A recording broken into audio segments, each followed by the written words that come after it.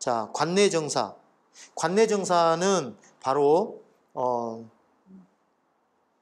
여기 보시면 관내, 사내관을 얘기하는 거예요. 중국은 문명과 비문명을 가르는 경계를 만리장성으로 인식을 하고 저 멀리 북방의 이 오랑캐들을 막아내는 보루로서 만리장성을 축조를 하기 시작했는데, 그 만리장성의 동쪽의 끝이 바로 사내관이었습니다. 그래서 사내관은 조선 사람들에게, 물론 중국인들에게도 물론 그랬지만 문명과 비문명을 가르는 경계가 바로 사내관이었어요. 그래서 조선 사신들은 사내관 안을 들어가는 것은 문명의 세계로 들어가는 거예요. 그리고 남만북적이라고 해서 우리는 동이에 속하는, 그러니까 중국인의 관점으로 보면 동쪽의 오랑캐에 속하는 곳이 바로 우리가 사는 세상이었거든요. 그쪽의 사람들이 관내로 들어가는 것은 바로 문명의 세계로 들어가는 것은, 그런 인식을 갖고 있었어요.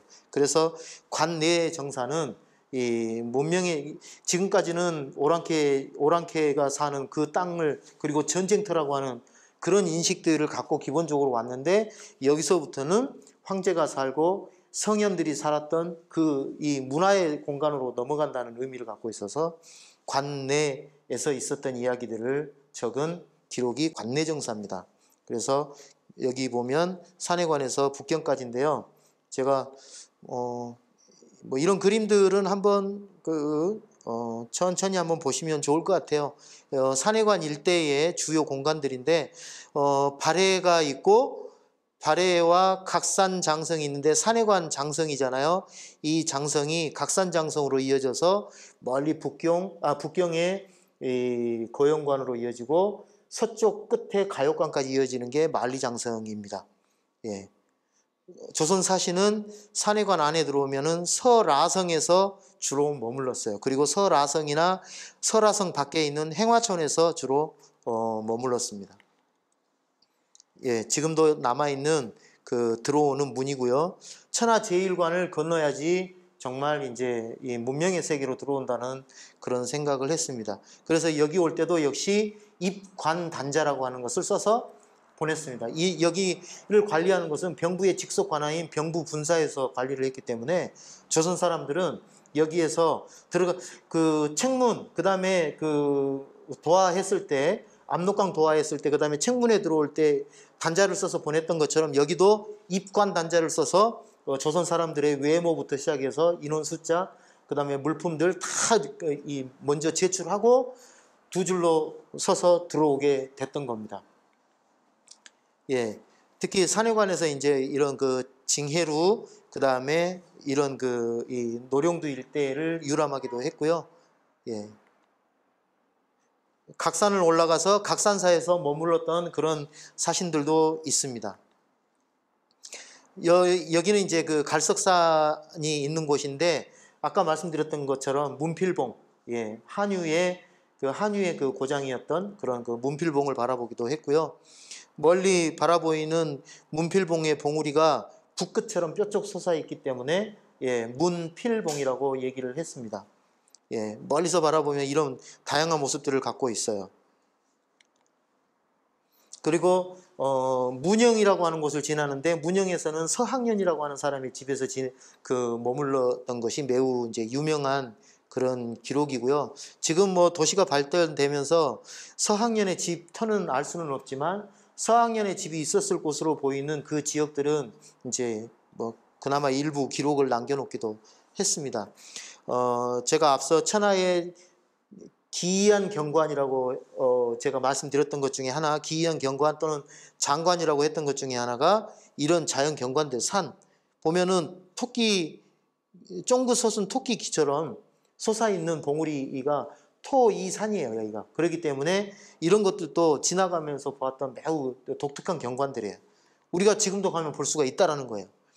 노령현에 가면은 바로 영평성이 있는데, 조선 사신들이 반드시 묵어서 갔던 곳이고, 특히 영평성의 서문은 만경이라고 하는 곳인데, 여기서 이제 연안 박지원은 여기 위에 올라가 가지고 멀리 그 평야와 그 다음에 그 영경 지역을 바라보면서 어떤 얘기들을 하냐면, 평양에 올라가 가지고 대동강 물을 바라보고 대동강 맞은편에 그 넓은 들판을 바라보면서 김황원이 썼던 부병로 관련한 그런 그 기록을 끌어와서 이런 장관들을 설명하는 그런 그 글을 남기기도 했습니다. 예. 그리고 사신들이 영평성에서 반드시 마차를 세뇌 가지고 답사를 다녔던 주변에 그 이광이라고 하는 옛날 장수가 이 호랑이라고 인식을 하고 활을 쐈는데 알고 보니까 화살이 떨어진 곳에 가보니까 호랑이는 아니고 돌이었어요, 사실은. 근데 그 호두석이라고 하는 곳을 반드시 참관했던 곳이기도 합니다. 지금도 그 지역이 남아 있고요. 이재묘, 특히 이제 그 영평부에 가면 반드시 이재묘를 참배를 했습니다. 사신끼리 바쁘면 북경으로 가다가 참배를 했고, 북경으로 가서 일을 보고 난 다음에 돌아오는 과정에서 참배도 하기도 했지만, 또 여유가 있을 때는 가는 길에 이재묘를 들렸던 곳입니다. 이재묘는 유학을 숭상했던 조선의 선비들에게는 반드시 가장 상징적인 인물이에요. 충의의 상징, 절의의 상징이 바로 이제였기 때문에, 백의와 숙제였기 때문에 거기 가서 그 제사를 지내는 것은 바로 자기들의 정체성을 확인하는 그런 의미가 있기 때문에 이 지역을 반드시 참여를 했습니다. 그 지역은 바로 난하를 따라서 가는 그런 지역입니다. 이 난하를 따라서 가면 이재묘가 있었고요. 이재묘와 관련해서 이렇게 흔적들이 조금씩 남아있지만 과거에 사행들이 기록했던 이제 그 흔적들과 일부는 같고 일부는 다르고 그렇습니다. 사실은 이 수양산이라고 하는 것도 중국에 너댓 군데 된다고 해요. 그렇지만 우리 이제 기록에 나와 있는 수양산으로서는 지금 이 수양산이 맞는 거고요. 그리고 지금 현재 이재묘가 있었던 곳은 과거에는 이런 모습으로 있었지만 문화대혁명을 거치면서 전부 다 파괴를 시켰기 때문에 지금은 제철 공장으로만 남아 있습니다. 그리고 제가 답사 초기에 한 20년 전에 답사했을 때는 이렇게 난하, 그리고 난하의 청풍대라든지 이런 곳들이 아주 깨끗한 곳이었는데 지금은 토사가 밀려가지고 완전히 그냥 이런 하천, 청풍대라고 하는 곳이 아예 사라져 버렸어요. 예, 그런 정도로 많이 변화되고 있는 그런 모습을 볼 수 있습니다. 여기는 풍륜이라고 하는 곳인데 풍륜에 가면 또 이 문영의 서학년 집처럼 고궁태, 곡씨 집안의 집에서 사신들이 대부분 묵었습니다. 근데 이 곡씨 집안은 대대로 곡씨들이 살았기 때문에 조선 사신들이 계속 순차적으로 갈 때마다 곡씨 집에서 묵었어요. 근데 이 집이 워낙 이제 부자고 학문을 숭상하는 사람이고, 특히 여기 고궁태라고 하는 사람은 명사 기사 본말이라고 하는 유명한 역사 사설을 기술한 사람이에요. 우리나라 임진왜란 관련한 기록도 이 사람 기록에 남아 있을 정도인데 기록을 남겼던 사람인데 이 집에서 묵었습니다. 근데 그 집을 가려면 지금은 1970년대에 당산 대지진이라고 해가지고 중국에서 큰 지진이 한 번 있었는데 그 지진 때 이 지역이 거의 엄청난 훼손이 있었던 것 같아요.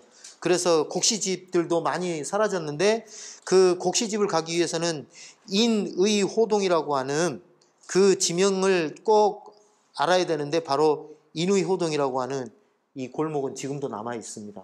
그래서 이 골목 안쪽이 곡시집이었을 것으로 이제 생각됩니다. 그리고 풍륜 외곽에 고려보라고 하는 곳이 있는데 연암은 여기가 정충년 때 조선인들이 몰려와서 살았던 곳이다라고 얘기를 하기도 하고, 원래 이제 이 지역은 고구려의 병사들이 주둔했던 곳 또는 많은 이후에 이제 이 고구려 유민들, 이런 사람들이 머물렀던 곳이었다라고 하는 설도 있고, 설이 분분해요, 사실은. 근데 연암은 열알기에 정충년에 끌려왔던 조선인이 집단으로 마을 이루고 살았던 곳이다라고 열하일기에 이제 기록을 하고 있습니다.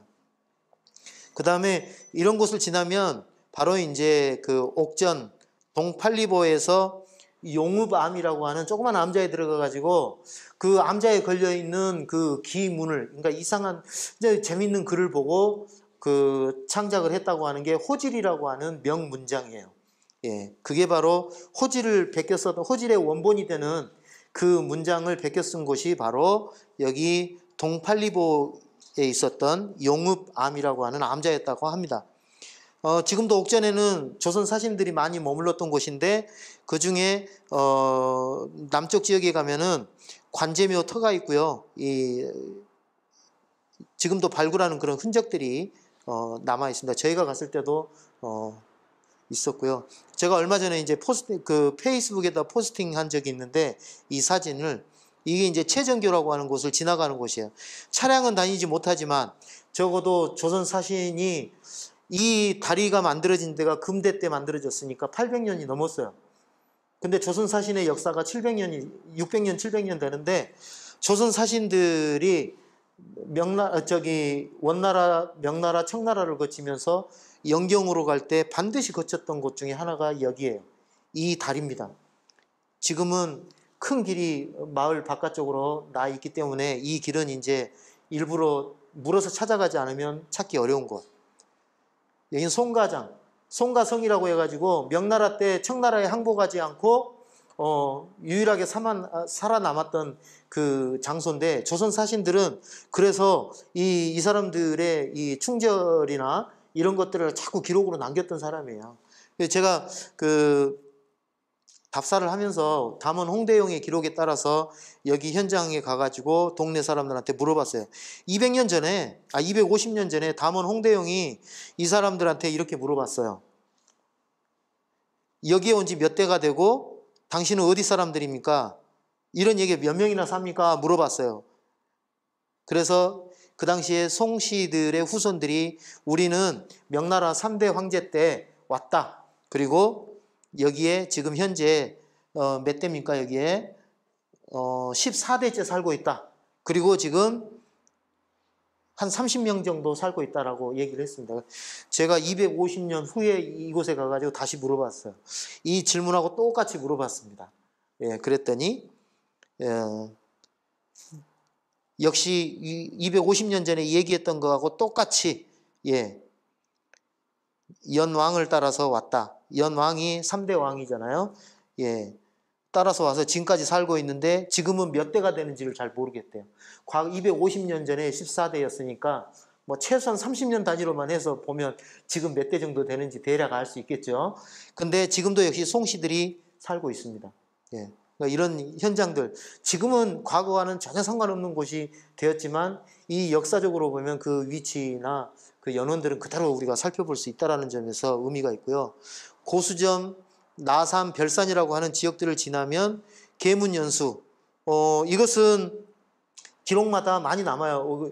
연행 기록이 반드시 나온 것 중에 아까 천하의 그 기관 중에 계문연수라고 하는 말을 했는데 바로 이 계주 인근에 가면은 아스라이 그 연무가 끼듯이 아니면 가랑비가 내리듯이 그런 아슬한 장면들에 멀리 이 가로수들이 있고 일종의 신기루 같은 그런 느낌으로 받아들여지는 곳이 이런 곳인데 그런 그 경관들을 그 지역에만 가면 볼 수 있는 거예요. 그러니까 연행사들이 그 지역에 가서 경험했던 것을 기록으로 남겼는데 거의 많은 부분의 연행사들이 다 기록으로 남깁니다.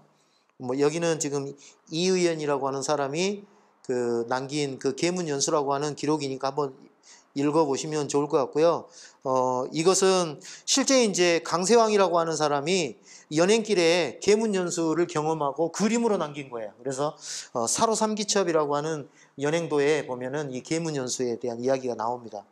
그리고 계주 동락사는 연행길에서 빠지지 않고 들렀던 곳인데 바로 계주의 이 동락사가 매우 그 유명한 관람지였기도 했고 여기에 가면 이 보이는 이 목조 이 불상이 있는데 이 불상이 아주 유명했습니다. 그리고 이 불상을 그 안치한 모시고 있는 곳이 여기가 바로 관음각이에요. 관음지각이라고 하는 곳이 있는데 관음지각의 글씨를 이태백이 썼어요. 편액에 가면은 이태백 편액이 있습니다. 그래서 그랬기 때문에 이태백은 또 조선의 지식인들한테는 뭐 빠지지 않고 등장하는 역사 인물이니까 명소였죠, 당연히. 그리고 가면은 와불, 예, 이게 와불인데 누워 있는 그 불상의 모습을 보게 되었답니다. 근데 지금은 사라지고 없어요. 근데 제가 한 15년 전에까지는 봤어요. 현재 가서. 근데 여기 지금 저 그 사진을 못 찾았는데 여기 보여드리는 사진은 예, 산동에 있는 제남의 그 천불산에 모셔져 있는 와불을 근데 이거하고 똑같이 생긴 와불이에요. 근데 조선 사신들은 계주 동락사의 와불이 취한 이태백의 모습을 띠고 있다라고 뭐 그렇게 표현한 사람도 있을 정도예요. 그 다음에 계주의 반산 사신들이 그 유람했던 곳이기도 하고, 그 다음에 방균점이라고 하는 곳. 방균점은 바늘로 유명했어요. 예, 바늘로 유명했기 때문에 조선 사신들이 돌아오는 길에 바늘 공장에서 대량으로 바늘을 사가지고 돌아왔던 매우 중요했던 그 공간이기도 합니다. 중우소에 가면, 아까는 중우소는 빠졌지만 중우소에 가면 모자를 수입하는데 조선에서 사용하는 모자의 7, 80%를 수입해오는 곳이 중우소의 모자. 이런 것처럼 여기 바늘도 조선의 이 사회 경제 구조에서 매우 중요한 위치를 차지하는 곳. 백간점, 향화암, 이거 전부 다 연도에 있는 중요한 지점들인데 역시 여기도 지금 현재 그 터들은 남아 있습니다. 예, 제가 여기 이제 거기 현장을 답사해가지고 동네 사람들로부터 그 터들을 다 탐문해가지고 조사했던 그런 장면이고요. 이제 거의 뭐 북경에 도달해 갑니다. 북경 바로 초입에 있는 곳이 통주인데 통주에 가면은 예, 이 운하의 배를 바라보는 게 매우 중요했어요. 여기가 바로 대운하 항주에서 절강성 항주에서 운하가 시작돼서 이 북경으로 물산이 올라오게 되는데 그 물산의 끝 지점이 바로 통주입니다. 그래서 통주의 대운하의 끝이 바로 이곳이기 때문에 사신들이 통주에 오면 이 대운하가에 선적해 있는 수많은 배들이 천하의 장관이었던 거예요. 그래서 통주 만선 운집, 예, 만척 이상, 그러니까 뭐 수만 척의 배들이 모여 있다가 해서 만선 운집이라고 하는 그런 말도 쓰면서 이런 모습이었겠죠. 이 포구가에 이렇게 배들이 빽빽이 서 있는 모습이 바로 만선 운집의 모습이었는데 어떤 것은 그 누각을 설치해 가지고 있는 그런 호화로운 그런 그 배도 있고 뭐 조그만 배부터 시작해 가지고 많은 배들이 있었다는 거예요. 그래서 이런 이 장관이 매우 흥미로웠던 곳이고, 연암은 이 배들을 구경하다가 배 위에 상가가 있었는데 느닷없이 상가집에 들어가가지고 가서 절하고 부주하고 오는 그런 경험도 하고, 그 배 내부를 세심하게 관찰해서 그 기록에 남기는 그런 연행 기록들도 있습니다. 그래서 여기 보면은 연암은 그런 표현을 했어요. 그 강은 넓고 또 맑아서 수 없는 배들이 몰려대고 있으니 장관은 만리장성의 놀라움과도 비할 만했다. 10만 척이 되어 보이는 큰 배들은 모두 용을 그렸다. 그러니까 뭐 이제 그런 외관들을 이제 표현을 한 것 같은데, 이 천하의 장관이었다라는 것을 이런 글로 묘사를 하고 있습니다. 연행 사신들이 이 통주에서 머물렀던 곳은 바로 여기 사공분사가라고 하는 곳인데, 이 사공분사가 바로 옆에 북문 근처에 여기 탑이 하나 있어요. 이 탑이 바로 지금 이 탑입니다. 삼교묘, 유불도, 이 세 종교가 합해진 사원이 바로 여기예요. 근데 여기가 바로 여기가 옛날에 공원, 그러니까 공원이라고 하는 것은 옛날에 과거 시험 보던 그런 곳이에요. 예, 그 공원이 있었던 곳 일대예요. 그러니까 사신들의 숙소는 바로 사공분사가 근처 앞에 있는 공원 근처였다고 했거든요. 그러니까 이 탑이 있는 이 일대의 거리에 그 사신들이 머물렀던 숙소가 있었던 것입니다. 지금 통주는 상전벽해라는 말이 전혀 무색하지 않을 정도로 완전히 탈바꿈되어 있습니다. 그래서 운하마을로 탈바꿈되어 있는데, 여기 지금 그 통주성이 지금 옛성이 그대로 지금 남아있는 곳이 바로 이 지역이에요. 보세요. 완전히 새롭게 지금 바꿔놔 버렸습니다. 이미 이런 모습들은 현재의 모습이에요. 예, 이건 지금 개발 당시의 모습이지만 지금 이렇게 예, 발전이 돼 있습니다. 지금 통주의 노구교, 이 팔리교, 예, 북경에서 통주 외곽으로 팔리에 떨어져 있는 길이고 이 길을 다리를 건너면 바로 이제 북경입니다. 바로 북경으로 넘어가면 이 조양문 외대가 조양문 밖에 그 큰 길이 있는데 약 한 40리 정도 되는 길인데 돌을 깔아가지고 수레가 수천 대, 수만 대의 수레가 오랜 기간 동안 다니니까 돌길이지만 바닥이 패해가지고 수레가 꿀렁꿀렁 하면서 다니는 거예요. 그러니까 그 소리에 엄청나게 시끄러울 거 아니에요. 그 소리 자체가. 그리고 사람들이 수시로 막 그 번잡하게 지나가는 그런 이 길이다 보니까 어깨를 수시로 부딪히기도 했고 그 정도로 인마가 오갔던 예, 그런 곳이다라고 묘사를 했던 곳이 바로 조양문 외대가입니다. 이 곳을 지나면 바로 동학묘가 나와요. 사신들은 저 압록강에서부터 북경에 이르기까지 진짜 험한 몰골을 해가지고 여기 동학묘까지 오면 동학묘에서 잠시 쉬어서 환복합니다. 그래서 관원들은 관복으로 갈아입고 다른 일반 사람들 특히 이제 노자 그러니까 그 하인이나 이런 사람들은 올 때부터 옷 한 벌밖에 안 들고 왔기 때문에 중간에 오다가 만주 사람들 중국 사람들 옷 도둑질 해가지고 입고 막 그랬거든요.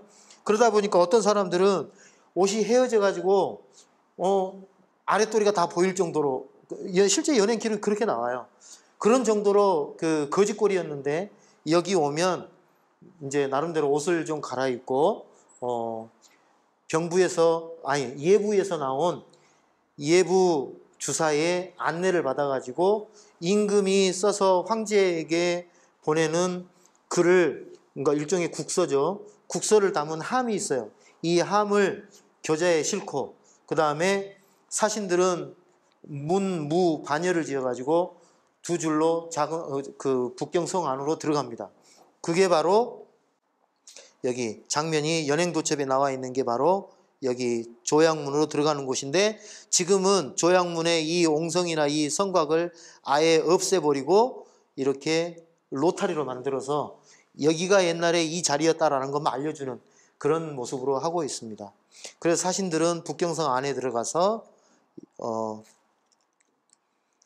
옥화관에 머물렀습니다. 예, 지금 현재 옥화관의 모습, 과거에는 이런 모습이었겠지만 옥화관의 모습은 지금은 중국의 최고 인민법원, 우리나라 대법원 같은 그 건물이 지금 여기 들어서 있는 곳이 사신들이 머물렀던 곳이고 북경에 머물렀던 사신들의 숙소는 여러 군데 조선 전기와 조선 후기에 여러 차례 변동이 있지만 아무튼 상징적으로 옥화관이라고 하는 장소는 이렇게 최고 인민법원이 있는 곳으로 바뀌어 있다. 자, 지금까지 이제 압록강에서부터 북경까지 오는 전체 여정을 살펴봤습니다. 연행 역사가 600년에서 700년에 있는 아주 장구한 세월이었고 연행을 갔던 사람들만 해도 매회 갈 때마다 300명에서 500명, 물론 더 적게 가는 경우도 있었지만 300명에서 500명 가는 그 사행의 숫자가 1000번 이상이 있었다고 했습니다. 그러면 이 연행 노정을 걸었던 사람들은 적어도 수십만에 이르는 인원이었을 겁니다. 그 중에서 기록으로 남길 수 있는 사람은 얼마나 됐을까요? 그 중에서 뭐 단지 0.1%만 잡아도 1000명은 넘을 텐데, 그렇죠? 자, 지금 현재 연행 기록이 남아서 전하고 있는 것이 약 한 900여 종 되고 그 900여 종 중에서도 실제 해석이 돼서 국역으로 번역이 돼서 우리에게 알려져 있거나 이런 것들은 매우 소략합니다. 그 중에서 여러분들이 제일 많이 알고 있는 기록이라고 할 수 있는 열하일기를 중심으로 연행 노정의 그 현장들을 살펴봤습니다. 각 노정별로 아직도 우리는 연행길에서 북경에 대한 이야기 그리고 연함이 걸었던 열하 지역에 대한 이야기를 하지 못했습니다. 기회가 되는 대로 또 북경에 대한 이야기도 해볼 수 있을 텐데요. 아무튼 지금까지 압록강에서 북경까지 오는 그런 전체 연행 노정을 살펴봤는데 이게 개인에게는 해외를 경험할 수 있는 아주 중요한 그런 일생일대의 많은 좋은 기회였지만 국가적으로나 사회적으로 아니면 우리 인류의 문명사적으로 보면은 매우 중요한 이 문화와 문화가 소통하는 그런 문화소통의 교류 창구였다라는 점에서 이런 문명사적 의미가 있는 곳이다. 그래서 우리는 특별한 역사 유적, 역사 유물을 보는 것도 의미가 있지만 이 유물과 유물을 연결하고 유적과 유적을 연결하는 이 노정, 길에 대한 것도 우리가 다시 생각을 해볼 필요가 있다라고 하는 점에서 오늘 연행노정에 대한 그런 내용이 여러분들께 나름대로 좀 참고가 되었으면 좋겠습니다. 이상으로 연행노정을 마치겠습니다.